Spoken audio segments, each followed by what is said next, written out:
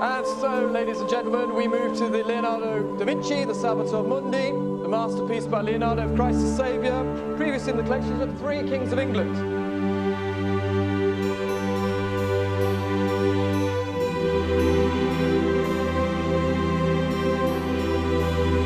At 110 million, will give me 120, give me 140, 130 million. 140 million is bid at 140 million. I always thought it would be the most expensive work of art ever sold. It's incredible and unbelievably rare. Nothing conjures with the name of Leonardo. We had tens of thousands of people on 3 continents line up for hours in some cases, and people were tremendously excited to see it. I had a relationship with the Salvator Mundi, and he had one with me. This was an incredibly powerful image, and it was like nothing that I've ever worked on, and I believe like nothing that's ever been painted. I've known Robert Simon for a very long time, and Robert had purchased the painting sometime, I think it was in April of 2005. He called and asked if he could bring a picture over that he had just purchased.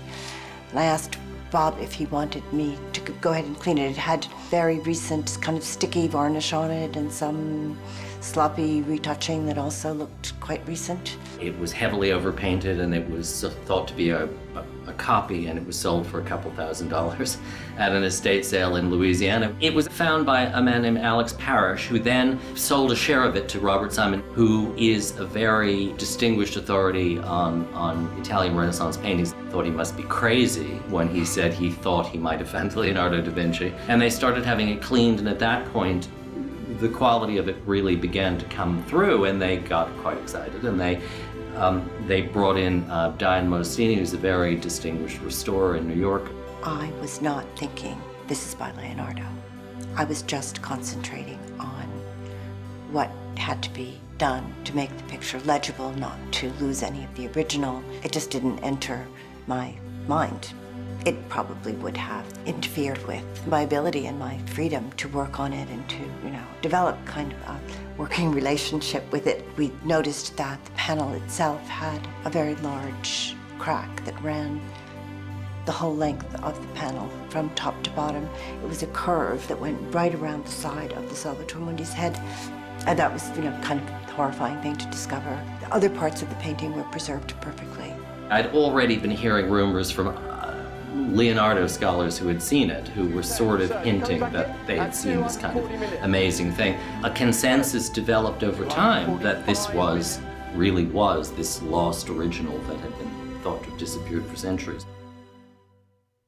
By the time he paints it around 1500, Leonardo is almost 50. He's the most famous artist in the world. There is an assumption that it must have been for a very important patron. He used very, very precious materials, and he finishes it, which he doesn't do that often. He starts a lot and abandons it along the way, but he finishes this. The first absolutely known history of it is about 100 years later, when it's in the collection of Charles I of England. He dies hugely in debt, and the crown decides to give away much of his art collection in repayment of his debts. It's given to a mason, it would be the equivalent of an architect or a builder named John Stone, in repayment for this debt. And 9 years later, when the monarchy is restored and Charles II becomes king, Parliament passes an act that says basically, all you people who had debts from the king and got stuff from us, give it back. And so it enters the collection of Charles II. It then descends to his younger brother and successor, James II. His mistress is a woman named Catherine Sedley, and they have a child together,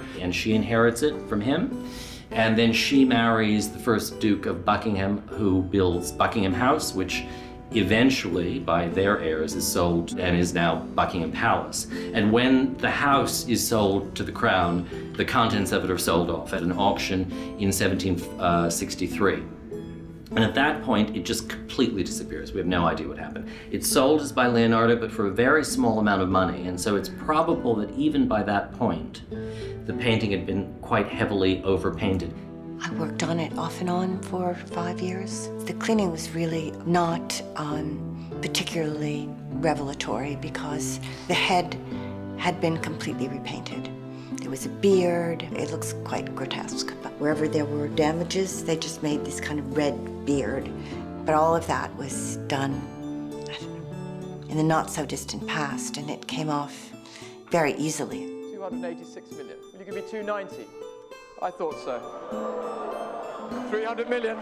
From 1763, we have no idea from that point on what happens to it. Until the end of the 19th century, when it reappears and it's sold to a very eminent British collector, Francis Cook. But it's sold as a copy or a follower of Leonardo. And you can see it's heavily overpainted. It was sort of just made to look more masculine. I think it was probably seen as more fitting by the 19th century. And it remains in the Cook collection where nobody pays much attention to it until 1958, when it's sold at Sotheby's in London for £45. It's bought by an American, we think, and it ends up in collections in America until 2005, when it's sold for, again, a very, very small amount of money as a copy in Louisiana.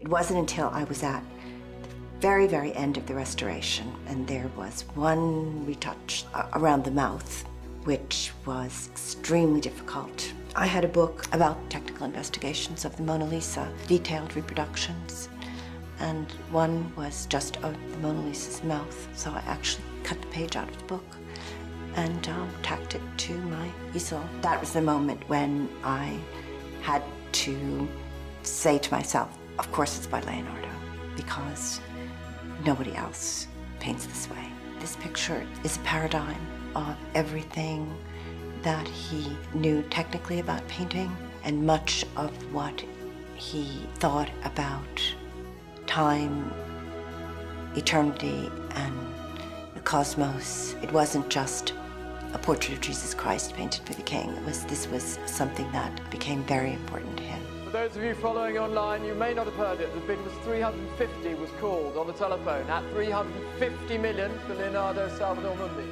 The fact that it went for so much money will protect it. $370 million, ladies and gentlemen.